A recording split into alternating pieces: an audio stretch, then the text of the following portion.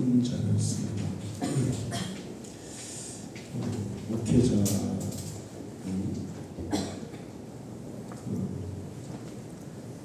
선직자 또는 사역자 이렇게 그리고 교회 직분자들이 있는데 집사, 권사, 장로 이런 분들을 교회 직분자라고 얘기를 합니다. 그런데 이제 가끔 가다가 오해하시는 경우들이 있어요. 교회의 직분이 사회의 어떤 직책처럼 하나의 계급처럼 그렇게 착각하는 경우가 있는데 교회의 직분은 계급이 아니고 승기라고 주신 그런 직분이 교회의 직분입니다. 집사가 되고 권사가 되고 장로가 되면 더 많이 섬기라고 더 겸손하게 교회와 성도들을 섬기라고 주는 것이 교회의 직분입니다. 근데 이제 기독교 역사를 보면 이런 직분을 잘 하신 분들이 하나님의 큰 복을 받고 귀하게 쓰임받는 경우들을 많이 봐요. 목회자들 같은 경우에는 사회적으로 또 일반 그런 삶을 그렇게 세상적으로 말하면 누릴 수가 없어요. 경제적으로 그렇게 여유있게 살아서도 안 되고 살 수도 없고 또 세상 사람들이 누리는 그런 여러 가지 사람들이 좋다고 생각하는 뭐 좋은 차를 타고 좋은 집에 살고 또 비싼 음식을 먹고 또 세계 여러 곳에 좋은 곳에 여행도 하고 그런 것들을 자제해야 되는 것이 목회자들의 삶입니다. 그러나 이제 성도들은 좀 달라요. 주님 앞에 충성하고 헌신하고 그럴 때 하나님은 복을 많이 주세요. 그래서 일반 사람들이 누리는 것보다 더 많이 그런 것들을 누리는 경우도 있어요. 그 다니엘 기도회 때 선교비를 학교 다닐 때부터 부모님들과 함께 해외 선교 선교사들을 지원하는 선교비를 보낸 분이 있습니다. 대학에 가서는 알바를 해서 자기가 작정한 선교비를 보냈어요. 그리고 대학 졸업받고 이제 인터넷 강의를 해서 또 거기에서 번 돈을 선교비로 보냈어요. 그런데 인터넷 강의가 엄청나게 인기를 끌어가지고 수입이 보통이 아닙니다. 그래서 한 번에 500억을 선교비로 냈대요. 500억. 이게 발이 돈이 뭐 계산이 안 되죠. 그럼 그렇게 선교비를 많이 내면 그 사람이 그냥 아주 초라한 데서 사는 아니에요. 우리나라에서 제일 비싼 롯데 그 100층짜리 10층짜리 거기에 100층에 펜트하우스에서 살잖아. 그 집 평수가 뭐 어마어마한 거더라고요. 그 안에 여러 가지 많은 것들이 많아요. 그렇게 헌신을 많이 하고 봉사를 많이 하고 선교도 많이 하고 그러는데 사회적으로도 누릴 것들을 많이 누려요. 경제적인 부도 누리고 사는 집도 뭐 우리나라에서 제일 비싼 집에 사는 거죠. 우리 교회 직분자들이 하나님 앞에 정말 충성스럽게 자기의 직분을 감당하면 그리고 겸손하게 하나님을 섬기면 그런 사회적인 복도 하나님이 반드시 주시게 되어 있어요. 우리 방주교회 성도들은 그런 복을 받으시기를 축원합니다. 성경에 나오는 많은 직분자들이 있는데 그 중에서 가장 자신의 직분을 잘한 평신도 직분자는 브리스기나와 아굴라라고 할 수 있습니다. 사도 바울의 편지에 편지하는 데마다 등장하는 사람들이 브리스기나와 아굴라예요. 사도행전에 등장하고 로마서, 고린도전서, 그 다음에 뭐 에베소서 등등 디모데후서 곳곳에 브리스길라와 아굴라의 이름이 등장해요. 그 얘기는 바울과 함께 사역한 사람들이 많습니다. 바울을 도와서 함께 협력한 평신도 직분자들이 많아요. 근데 거기에 물론 뭐 에바브라 티토라든지 이런 사람들 이름 얘기하지만 브리스길라와 아굴라만큼 많이 얘기하는 사람이 없어요. 그 얘기는 바울이 생각할 때 브리스길라 아굴라가 가장 신실한, 가장 충성스러운 교회의 평신도 직분자였다는 거죠. 그래서 바울이 알아주는, 바울이 기억해주는, 그리고 편지를 보내는 데마다 그 교회들을 향해서 브리스길라와 아굴라에게 문안하세요. 브리스길라와 아굴라의 수고를 알아주세요. 브리스길라와 아굴라를 본받으세요. 뭐 이런 얘기들을 하고 있어요. 특히 거기 로마서를 보면 바울이 브리스길라와 아굴라에서 이렇게 합니다. 너희는 그리스도 예수 안에서 나의 동력자들인 브리스길라와 아굴라에게 문안하라. 그들은 내 목숨을 위하여 자기들의 목까지도 내놓았나니 나뿐 아니라 이방인의 모든 교회도 그들에게 감사하느니라. 그러니까 바울과 함께 사역을 하면서 목회자를 도와서 정말 많은 일을 했는데 목회자를 위해서 자기의 생명까지도 바칠 정도로 그렇게 헌신적으로 사역하는 사람들이다. 그래서 제가 이제 성경에 나오는 그 사람들을 쭉 이렇게 살펴보니까 바울 사도의 아주 가장 절친한 동력자였고 바울의 사역에 교회에서 평신도로서 함께 봉사하는 일뿐만 아니고 정말 사도들보다도 더 열정적으로 복음을 전하는 전도자였어요. 그리고 성경도 많이 알아서 아볼로는 성경 박사였습니다. 성경 박사. 본래부터 성경을 많이 아는 성경 박사였는데 이 브리스길라와 아굴라가 아볼로 성경 박사를 가르쳤어요. 그러니까 평신도 직분자지만 거의 뭐 사도들보다 능가할 정도의 성경에 박식한 그런 부부였습니다. 그리고 또 자기들의 돈을 벌었거든요. 천박사업을 해가지고 돈을 많이 버는 것 같아요. 부자였어요. 그래서 자기 집을 교회로 내놓아서 교회로 세우는, 자기 집을 교회로 이렇게 바치는 그런 평신도 직분자였어요. 복음을 위해서라면 자신들의 가지고 있는 모든 것들을 아낌없이 하나님 앞에 내어드린 그런 사람이 브리스길라와 아굴라예요. 그래서 이 이후로 현대, 아니 예수님이 오실 때까지 목회자들은 자기 교회에 브리스길라와 아굴라 같은 직분자가 있었으면 좋겠다. 다 모든 목사는 그렇게 기도해요. 모든 목사가 브리스길라가 부인이고 아굴라가 남편인데 보통 성경은 남자가 먼저 이름을 불러요. 여자를 먼저 불러요. 남자 먼저예요 항상. 그런데 브리스길라 아굴라는 딱 한 번 빼고는 브리스길라를 먼저 부르고 아굴라를 뒤로 불러요. 그러니까 남편보다 누가 더 헌신적이었다는 거예요. 부인이 더 헌신적이었다는 거죠.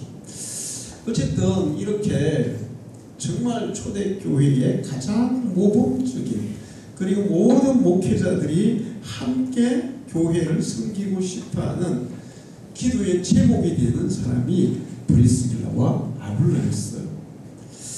우리 방주교회 직분자들이 브리스길라와 아굴라 같은 직분자가 되기를 축원합니다.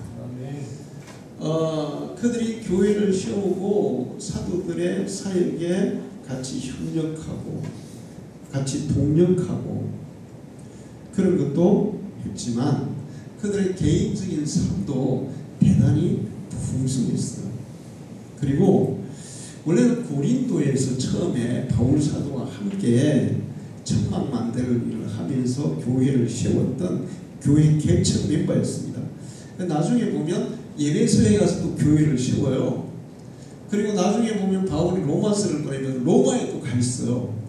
그러니까 뭐 완전히 이 굉장히 글로벌하게 산 사도 바울 시대에 굉장히 글로벌하게 살면서 하나님의 일에 헌신한 그런 사람이 바로 브리스길라와 아굴라다 이렇게 볼 수 있는데, 실질적으로 그렇게 이제 주님을 위해서, 교회를 위해서, 또 사도들, 이 목회자들을 위해서 헌신적으로 한 그들 개인의 삶도 굉장히 폭넓게 여유 있게 그러면서 교회와 이제 바울이 편지하는 교회마다 이렇게 얘기해요. 브리스길라와 아굴라에게 문안하라.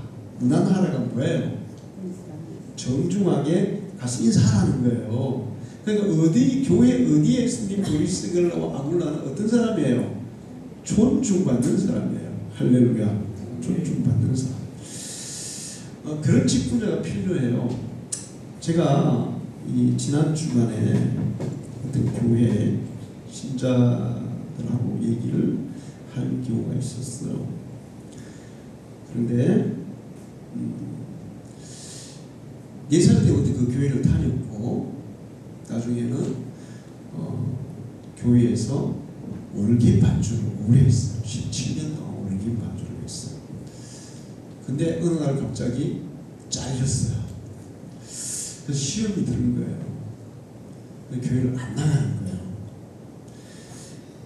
근데 이분이 무슨 얘기를 했냐면,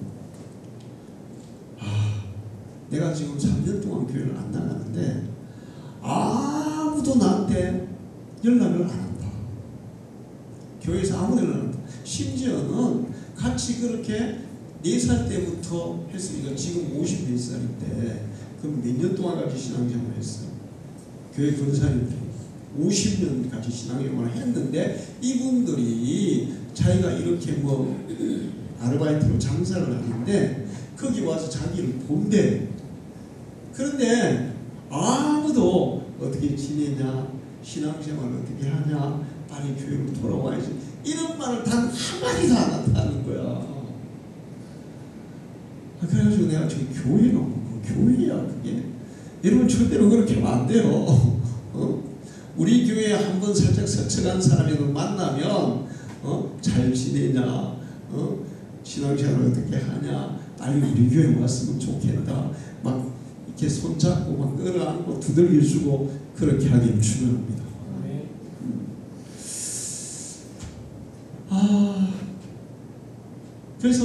그래서 교회를 가고 싶지 않다는 거예요. 물론 그분의 신앙에는 문제는 있어. 누가 뭐라 하든지, 누가 자기에게 시험을 주든 핍박을 하든 내 믿음은 내가 지켜야 되는데 그분의 신앙에도 문제점이 없진 않아요. 그러나 교회가 그렇게 하면 안 된다는 거죠. 그런데 이제 제가 그 얘기를 들으면서 뭘 생각했냐 하면, 그 교회에 장로님이 그러니까 선임 장로님이 계셨어요. 근데 그 선임 장로님이 계실 때는 교회에 이제 청년들이나 젊은 집사들이나 뭐 이렇게 이런 사람들이 있는데 어떤 교회에 뭐 불만사항을 이렇게 얘기하잖아요. 그러면 장로님이 같이 만나서 그분하고 이렇게 얘기를 합니다. 그러면 그냥 다 숙였어요. 그 장로님 앞에서. 그 장로님 막 다 불편하다가도 같이 찾아가고 막 교회 막 이렇게 불편하다가도 장로님하고 얘기하면 다 그냥 다 숙였어요. 왜 그랬을까요? 장로님이 교회의 본이 되는 거예요. 얘기하다 보면 그냥 장로님 앞에서는 저절로 고개가 숙여지는 거죠. 브리스길라와 아굴라가 그런 사람이라는 거예요. 브리스길라와 아굴라에게 무난하라. 그 얘기는 브리스길라 아굴라가 에베소도 있다가 고린도에도 있다가 로마에도 있다가 또 뭐 디모데가 있는 그 골로새도 있다가, 근데 거기 있는 모든 성도들에게 브리스길라와 아굴라에게 무난하라. 브리스길라와 아굴라를 존중해라. 할렐루야. 교회의 직분자들은 이제 집사가 되고 권사가 되고 장로가 되면 우리 일반 성도들이 우르르 부르는, 존중하는, 본받고 싶어하는 그런 직분자가 되어야 될 줄 믿습니다. 그러면 교회는 정말 은혜롭고 좋은 교회가 되는 거예요.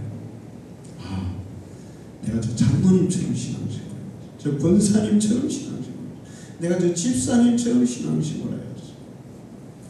그러면 교회는 좋은 교회가 될 수밖에 없어요. 그래서 제가 이제 그 교회를 지금 왜 그 교회가 지금 그렇게 되어버렸습니까? 내가 또 다른 얘기도 들었는데, 지금 김해 씨가 옛날에는 5만 인구일 때 그 교회는 한 208년 300명 신자들이 나왔거든요. 작년만 주일 학생들을 치면 주일 학생만 350명이었어요. 학생이가 120명, 그리고 이제 장로들, 청년들, 장로들까지가 한 280에서 300명. 그럼 다 합치면 몇 명이에요? 한 1000명 정도 됩니다. 뭐 거의 1000명 가까이 되죠. 근데 지금은 250명, 주일학교는 한 50명밖에 안 되고, 어른들도 200. 지금 김해 인구가 5만에서 얼마나 늘었어요? 55만으로 늘었잖아요. 10배, 11배가 늘었어요. 그러면 교회 신자들 숫자도 어떻게 돼야 되겠어요? 늘어나야 됩니다. 10배는 늘어나야 되는데 도리어 반으로 줄었다는 거예요. 왜 줄었어요? 왜 줄었겠어요? 출산율이 비싸니까. 코로나가 왔어요. 교회 집사와 그 가족들이 코로나가 와가지고 교회를 못 나갔어요. 2주 동안 교회를 한 번도 못 나갔어요. 근데 단 누구 한 명도 전화도 안 하고 연락도 안 하고, 그러니 교회가 부흥되기를 줄어들고 있어요. 그건 아니죠. 아니 코로나 와가지고 교회를 못 나가는데, 그것도 집사 부부가 교회를 어릴 때부터, 태어날 때부터 다니고 집사가 된 부부가 교회를 못 나가는데 아무도 한 번 연락도 안 하면 그게 교회예요. 그게. 그럴 때 정말 코로나니까 뭐 직접 방문을 못 하더라도 귤이라도 한 번씩 찾아가서 문 앞에 가서 그 문 밖에서라도 그냥 어떻게 지내냐, 얼마나 아프냐 한번 이렇게 얘기하고, 아니면 전화라도 하고, 그 다음에 코로나니까 밖에 나가서 뭐 사지도 못하잖아. 그러면 먹을 거라도 좀 사가지고 갖다 주면서 문 앞에다 갖다 놓으면서 그냥 이거 먹고 힘내라고. 그게 교회예요. 할렐루야. 그런 교회가 돼야 되는 거예요. 근데 직분자들이 그런 역할을 해야 되거든요. 근데 아무도 안 해요. 담임 목사님도 안 하고, 부목사도 안 하고, 전도사도 안 하고, 권사, 집사, 장로도 아무도 안 하고. 근데 교회의 직분자들이 그런 역할을 해야 될 줄 믿습니다. 브리스길라와 아굴라가 그렇게 했기 때문에 어디에서나 너희들은 브리스길라와 아굴라를 존경해라. 그들에게 고개를 숙여라. 그들에게 무난해라. 이런 얘기를 하는 거예요. 그렇게 우리가 직분을 감당할 때 사도들이 알아줘요. 목사들이 알아줘요. 담임 목사가 알아줘요. 그리고 어디 가서 예를 들어서 다른 교회 가서 설교를 할 때, 바울은 다른 교회 가서 다른 데 가서 설교를 할 때 누구 얘기를 많이 들었겠어요? 누구 얘기를 많이 했겠어요? 여러분, 신앙생활은 직분자는 브리스길라와 아굴라처럼 해야 되는 겁니다. 할렐루야. 그렇게 주님을 섬겨보십시오. 하나님이 어떻게 그들을 축복하는지 보세요. 그랬을까요? 제가 이제 가끔 가다가 이 부흥 강사들이 이렇게 얘기를 할 때 보면 자기 그 신자들 얘기를 하거든요. 간증을 해요. 우리 교회의 권사님이 이렇게 신앙생활을 하더니 하나님이 이렇게 복을 주시더라. 이렇게 은혜를 주시더라. 이런 얘기를 해요. 그러니까 브리스길라와 아굴라는 사도 바울의 간증의 주인공들이었어요. 할렐루야. 그러면 목회자만 알아주는 게 아니죠. 누가 또 알아주겠어요? 하나님이 알아줄 줄을 믿습니다. 하나님이 알아주는 게 제일 중요해요. 목사가 몰라줘도 괜찮아. 그냥 하나님이 알아주는 게 제일 중요해요.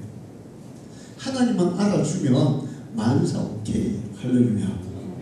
이렇게 직분을 감당하는 사람들을 하나님이 안 알아줄 수가 없죠. 알아주시게 되어 있어요. 우리는 사실 우리의 삶에 대해서 걱정 근심할 필요가 전혀 없어요. 여러분의 삶은 하나님이 보장합니다. 하나님이 책임집니다. 그분이 우리의 누구예요? 아버지잖아요. 아버지. 근데 아버지인데 그냥 육신의 아버지보다는 천배 만배 더 세심하고 신실하고 우리를 더 사랑하고 우리를 더 책임질 능력이 충만한 아버지가 하나님 아버지세요. 여러분은 살아가는데 아무 걱정할 필요 없어요.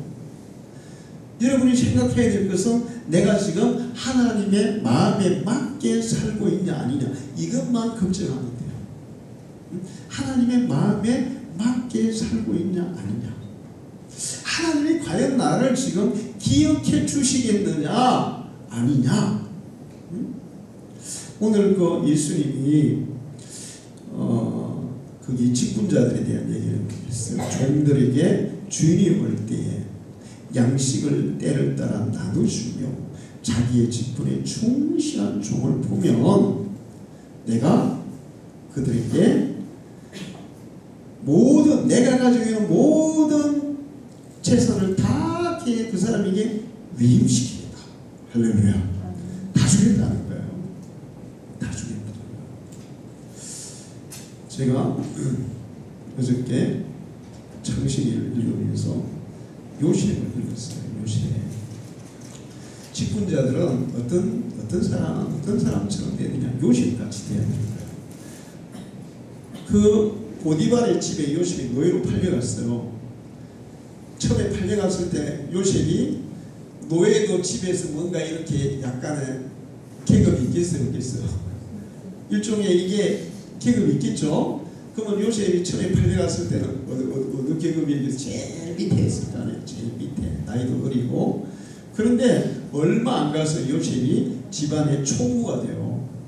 응? 노예로 갔는데 집안의 총무가 된 보디발이 집안을 싹 다 요셉에게 맡겨버려요. 왜 그렇게 했을 것 같아요? 신실하고 성실하고 충성스러우니까 그런 거예요. 야, 쟤는 믿을 수 있어. 내 재산 다 맡겨도 쟤는 확실하게 이것을 맡을 자격이 돼.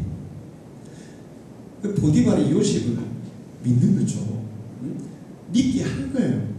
자, 예수님이 여러분에게 내가 가지고 있는 좋은 것들을 방주민 직분자들에게 내가 다 줄 거야. 이렇게 여러분을 인정하는 직분자가 되기를 축원합니다.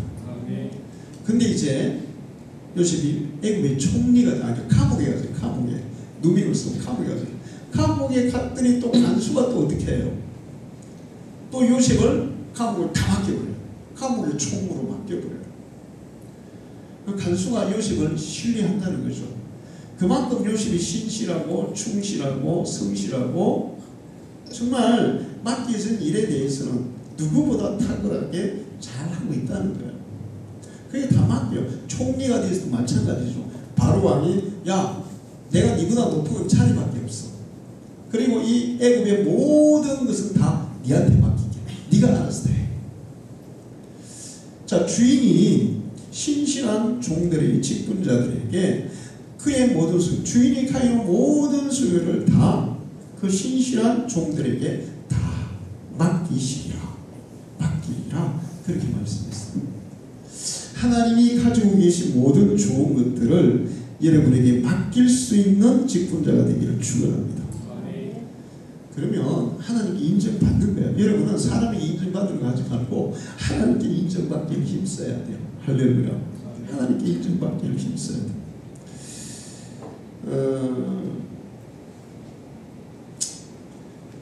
저는 요즘 이 은퇴하신 목회자분들이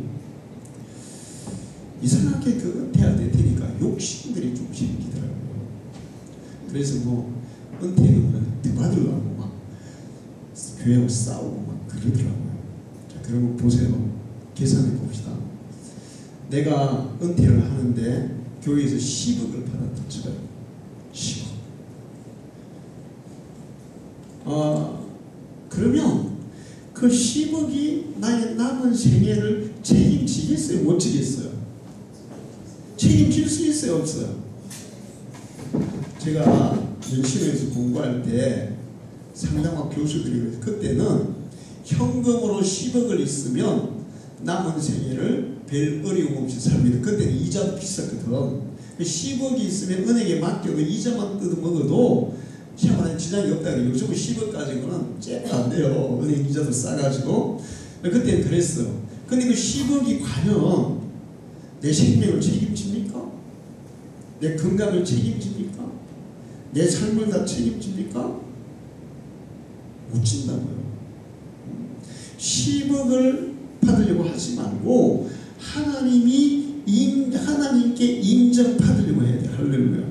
목사도 성도들 다 마찬가지. 직분자들 하나님께서 인정하면 10억이 아니라 100억 1000억이라도 필요할 때 주실 것이고 우리의 삶을 100% 책임져줘요. 할렐루야. 여러분은 물질이 여러분의 남은 생애를 책임지게 하지 말고 우리 주님이 책임지게 하시기를 축원합니다. 주님이 책임져야 된다니까. 돈 있다고 건강이 따라옵니까? 돈 없어도 주님이 건강을 지키시면 건강한 거예요. 할렐루야. 돈 없어도 하나님이 필요한 물질을 주시면 얼마든지 굶지 않고 건강하게 살아갈 수 있어요. 할렐루야. 사람들은 뭐 잘 먹으면 건강한 줄 아는데 제가 이제 나이가 좀 들다 보니까 잘 먹는 그게 건강에 안 좋아요. 너무 잘 먹으면 건강에 안 좋아요.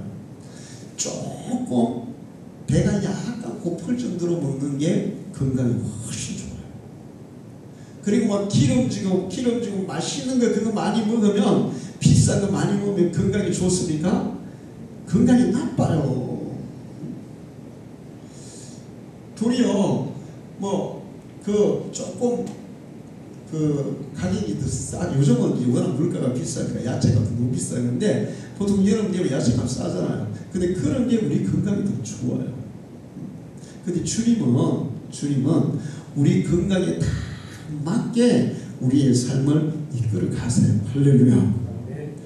그러니까 브리스길라 아굴라는 바울이 인정했고 하나님이 인정했고 우리도 하나님의 종들이 인정하고 하나님이 인정하는 그런 직분자가 되어야 될 줄 믿습니다. 이제 제가 직분자들에 대해서 성경을 조금 더 보니까 직분자들의 이 태도, 그러니까 직분자들이 어떤 사람이 되도록 노력해야 되냐 그런 게 있더라고요. 근데 장로든 집사든 공통적으로 잘해야 되는 게 있어요. 그게 뭐냐면 가정을 잘 이끌어야 된다는 겁니다. 할렐루야. 가정을 잘 이끌어야 돼요. 부부간에 정말 사이 좋은 부부가 되어야 되고 자녀들을 사랑으로 말씀으로 은혜로 잘 이끌어서 자녀들이 하나님의 진리 안에서 믿음으로 잘 자라도록 하는 그런 사람이 집사고 장로가 되어야 된다. 그런 사람이 집사고 장로이다.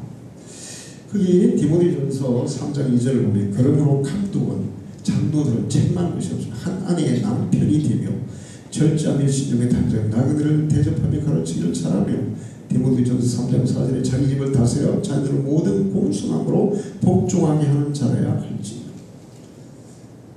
자녀들이 부모님을 본받아서 하나님을 순종하고 믿음으로 살도록 이끄는 그런 직분자가 되라 이렇게 말씀하고 있어요.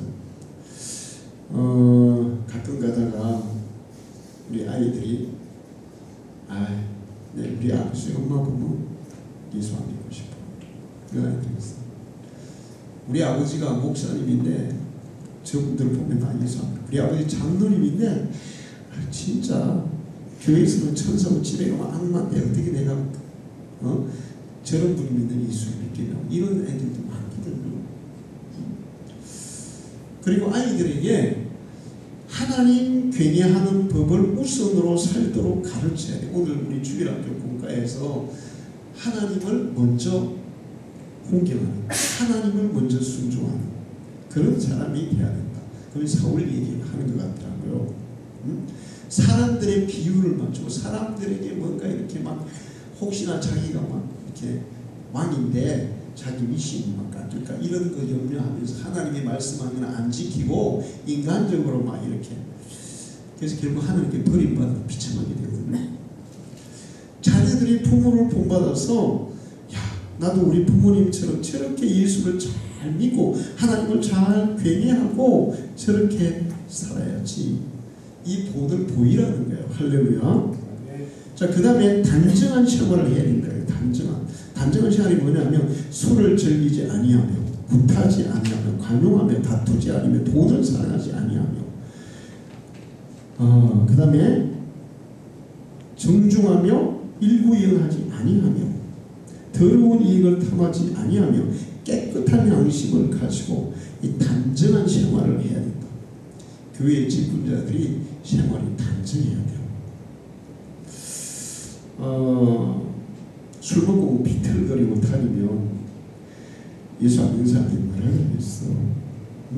예수 교회 직분자가 일구이연을 하면 이쪽에서 이야기하고 저쪽에 이야기하고 거짓말을 하고 그러면 뭐라고 생각하겠어.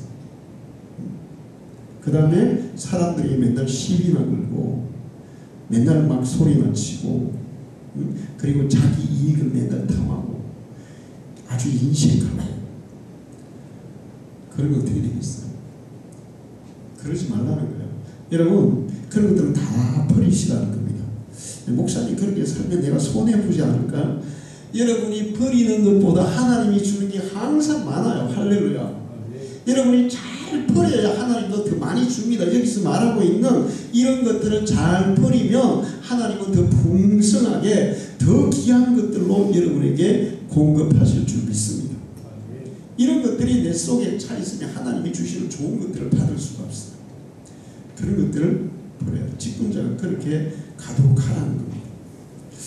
그리고 이웃들에게 칭찬을 들어야 된다는 거예요. 또한 외인에게서도 선한 증거를 얻은 자라야 할지니 비방과 마귀의 올무에 빠질까 염려하라.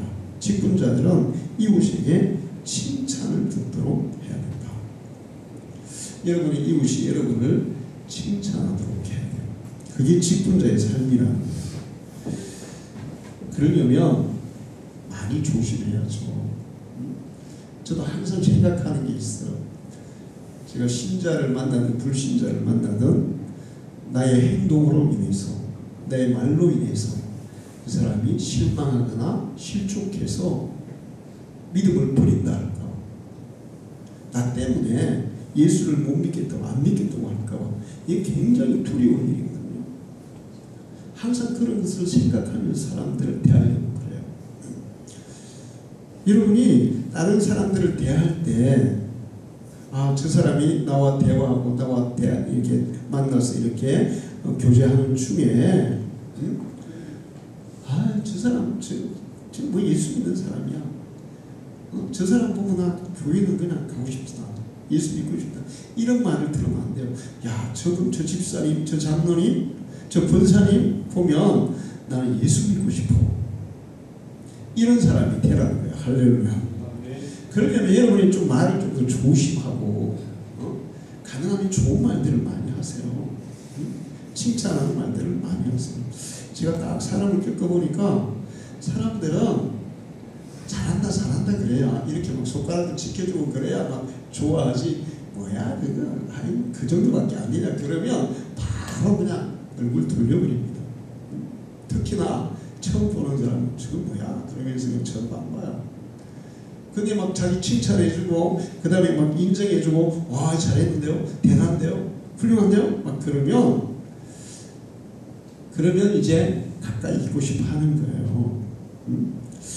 우리가 다른 사람의 칭찬을 받으려면 여러 가지 행동도 잘 해야 되지만 특히 말을 잘 말을 조심해서 내 말이 다른 사람에게 상처를 주지 않을까.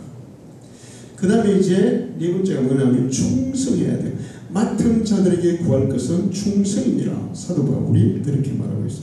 내가 하나님이 나에게 일을 맡기시면 내가 나를 충성되게 여겨서 일을 맡기신 것이다. 성경에 나오는 사들 중에 가장 많은 일을 한 사람이 누구예요? 바울이죠. 바울이 뭐 특별히 다른 사람보다 막 뛰어나서 그런 게 아니라 바울이 다른 사람보다 너무 충성스러우니까. 진짜 충성스러운 게 뭐예요? 내가 먹든지 마시든지 무엇을 하든지 누구를 위해서 한다? 다 주를 위해서 한다. 그런 고백을 바울 말고 다른 사도들이 안 하잖아요. 다른 사람들도 뭐 그렇게 살았겠지만 바울은 내가 살든지 죽든지 나를 통해 오직 주님이 영광 받으시기를 원한다. 먹든지 마시든지 내가 주의 영광을 위해서 한다.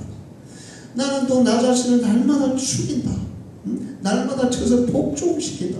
바울도 막 인간적인 육신을 입고 있을 때는 인간적인 욕구라든지 그런 것들이 속에 있거든요. 이게 갑자기 막 살짝 올라올 때가 있어요. 그러면 그걸 막 팍팍 물려가지고 막 죽였다. 그게 드러나가지고 예수님 영광 가릴까봐. 그러니까 바울은 누구보다 하나님 앞에 충성스러운 사람이에요. 평생 복음을 전하고 이제는 쉴만한데 나는 이제 하나님이 기회 주시면 로마에 가서도 복음을 전하고 내가 죽을 때까지 아니면 또 유럽에 갈까지 내 복음을 전하라고. 그리고 실제로 바울이 마지막에 로마에서 순교를 할 때 단두대에서 목이 다 잘렸대요. 목이 이렇게 떼굴 7바퀴를 굴렀다는 전설에 의하면. 근데 이게 굴르면서 예수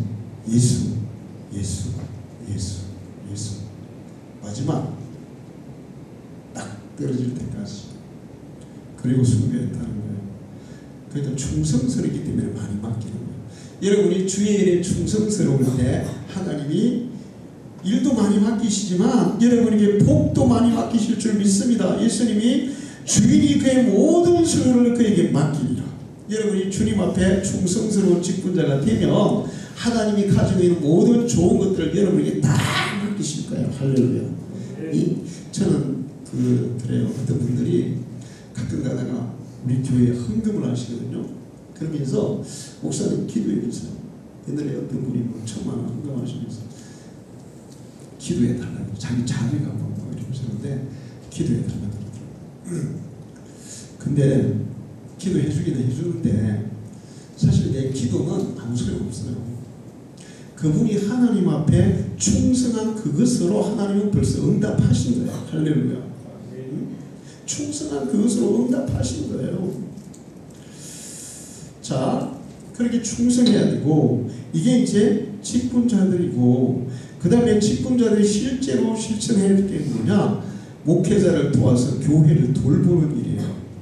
교회는 크든 작든 일들이 많습니다. 하려 그러면 많고 안 하려 그러면 없어요. 근데 교회는 할 일이 많거든요. 그래서 목회자를 도와서 교회에 같이 일을 하는 거예요. 자, 교회에서 제일 기본적으로 찬양을 하는 일, 예배에 같이 이렇게 참여하는 일, 그 다음에 주일학 아이들을 가르치는 일, 그 다음에 또 식사 준비도 하고 청소도 하고 기타 여러 가지 행사들을 같이 이렇게 감당하고 경제적으로도 이렇게 또 같이 헌신해야 되고 이런 것들을 다 협력하는 일을 직분자들이 해야 된다. 그게 직분자의 일이라는 거예요. 그 일들을 잘 하면 교회는 더 든든히 세워질 줄 믿습니다. 제가 아까 얘기한 그 교회 왜 신자들이 그렇게 많이 죽었을까? 보세요. 우리 교회는 진짜 기를 쓰고 전도해요. 그렇죠? 기를 쓰고 전도해요. 그런데 결신하기가 무척 어려운 지역이 있어요. 우리 집사람이 여차 계신 분을 한 명을 전도를 했는데 얼마 전에 비교를 왔더라고요. 근데 여기 여차에서 뭐 십몇 년을 살았는데 여기 교회 있다고 몰랐대요. 앞으로 지나가다 보는데 안 보이니까. 우리에겐 보이지도 않아. 그래서 어떻게 될지 막 이렇게 초청하고 막 이렇게 데려와야 겨우 교회로 올 수 있는 거예요. 지나가다가 좀 보여야 되는데. 근데 김해 시내는 어때요? 안 보이는 교회인데 거의 다 잘 보이잖아요. 제가 지난번에 중앙교회 보니까 작년에 등록한 사람이 1350명이야. 전도회가 등록했겠어요? 중간에 등록한 사람도 있지. 근데 막 지나가다가 교회 보고 막 소문 듣고 막 오는 거 1450명. 우리 교회는 막 한 명 전도하려면 막 길을 쓰고 작정기도 40일 동안 쉐벌씩 하고 막 초청 til도 말도 그런 지역이 있어요. 그래도 하나님이 저는 역사하시는 날이 반드시 곧 올 줄 믿습니다. 그런데 제가 이제 그 교회 생각해봤어요. 인구가 55만이 됐고, 그런데 지금 교회는 그때보다 못하는 그런 상황이 됐다. 왜 그럴까? 이게 목사님만의 책임일까? 아까 얘기했잖아요. 권사님들이 세상에 50년을 같이 신앙생활한 권사님들이 교회를 그렇게 반주까지 하면다가 안 나오는데도 막 불구하고 지나가다가 만나가지고 그냥 한마디 물어보지도 않고 소가 닭본도 닭이 소본도 지나가 버리고, 그러니 뭐 교회가 되겠냐고요. 목사님들이 다 챙기지 못하는 것들을 직분자들이 챙겨야 되는 거예요. 할렐루야. 직분자 시온 이유가 그거예요. 그 다음에 복음을 전하는 일. 복음을 전하는 일. 여러분, 제가 보면 목사님이 복음을 전하면 여러분이 전하는 것보다 훨씬 더 내용은 깊이 있게 전할 수가 있어요. 그런데 목사님이 전했을 때 교회를 나올 수 있는 확률과 여러분이 전했을 때 나올 수 있는 확률은 여러분이 전했을 때 더 높아요. 왜냐하면 여러분이 인간 관계가 있잖아요. 관계가 있잖아요. 신자들이 처음에 교회 나올 때 생판 모르는 사람만 있는 교회에 갈라 그래요? 안 갈라 그래요. 뭔가 누군가 이렇게 아는 사람이 있어야 그게 온다고 그래요. 그래서 복음을 전하는 일이 더 효과적인 거. 물론 목사님도 복음을, 제가 어제 걷다가 여호와의 증인 전도하고 있어가지고 그냥 지나다가 안 되겠더라고요. 가서 이제 전도했어요. 그래서 그 사람이 이제 제가 먼저 질문하고 자꾸 그 사람들이 이렇게 얘기해요. 하나님 이름이 뭔지 아세요? 여호와 아닙니까? 우리 뭐 하면 여호와가 하나님의 이름입니다. 그래서 제가 어제 그랬어요. 하나님 이름 뭐예요? 내가 먼저 물었어요. 여호와요. 그럼 계시 안에 십계명의 세 번째 계명이 뭐예요? 물었어요. 세 번째 계명이 뭐예요? 여호와의 이름을 망령되이 일컫지 말라. 근데 당신들은 왜 하나님의 이름을 망령되이 부릅니까? 당신 아버지 이름 뭡니까? 예를 당신 아버지 이름이 김명철이다. 그러면 당신이 다른 사람들 김명철 그렇게 얘기하면 그게 아버지를 올바로 부르는 게 망령되이 부르는 거예요. 망령되이 부르는 거잖아. 하나님의 이름을 왜 함부로 부르냐고 뭐라 했습니다. 그리고 나서 이제 성경 하나하나 펴가지고 제가 딱 이 설명을 해주니까 이 청년이 그래도 조금 사람이 열렸더라고요. 여호와의 청년인데도. 그 다음에 또 성경을 나한테 듣고 싶어. 보통 제가 여호와의 증인하고 얘기하고 있잖아요. 자기들이 딱 바닥 보이죠. 바로 싸가지고 도망가요. 다음에 또 얘기하고 있다 얘기하려고. 목사님들은 그런 면에서는 일반 직분자들보다 훨씬 더 유리하지만 인간관계가 없기 때문에 교회로 이렇게 인도하는 데는 불리해요. 제가 사촌 마을에 어떤 하씨 처음에 전도하려고 이분이 말하잖아요. 목사 양반, 내가 말이야 어떤 절에 갔는데 주지가 나보고 자꾸 절에 오라 그래. 그래서 내가 잘 따져보니까 이 주지가 밥 먹고 살라고 내가 가가지고 밥 먹고서 시주보다 밥 먹고 살라고 오라더라고. 당신도 그런 거 아니야? 내가 가가지고 헌금해가지고 당신 먹고 살라고 오라는 거 아니야? 이렇게 얘기하는 거예요. 안 믿는 사람은 그런 오해도 하더라고요. 그래서 내가 그랬죠. 밥 먹고 사는 문제는 내가 여기 살지를 않습니다. 내가 여기 살지를 않아요. 밥 먹고 살려면 이런 촌에 들어오겠습니까? 근데 여러분이 전도할 때 그런 얘기 안 하잖아요. 그래서 평신도들이 전도하는 일을 해야 돼요. 우리 직분자들이. 그리고 그렇게 직분자들이 주의 일을 잘 감당하면 주님이 기억하시고 또 목회자들이 기억하고 그리고 디모데전서 3장 1절에 집사의 직분을 잘한 자들은 아름다운 지위와 그리스도 예수 안에 있는 믿음의 큰 담력을 얻느니라. 직분자의 직분을 잘 감당하며 하나님이 세상에서도 아름다운 지위를 주신다고 약속하셨어요. 할렐루야. 이번에 작년에 있잖아요. 연말에 연예대상 시작했잖아요. 근데 거기에 보니까 뭐 KBS, MBC, SBS 연예대상에서 대상, 최우수상 뭐 이런 거 받은 사람들 중에 7명 있잖아요. 마지막 소감은 뭐라는지 아세요? 하나님께 영광을 돌립니다. 아, 주님께서 나같이 부족한 사람을 이렇게 해주셔서 난 너무 감사합니다. 이런 고백을 하는 사람이 7명이나 그렇더라고요. 정리해 놔는 보니까. 응? 우리가 그 하나님 앞에 헌신하고 충성할 때 아름다운 지위를 얻게 해 주실 줄 믿습니다.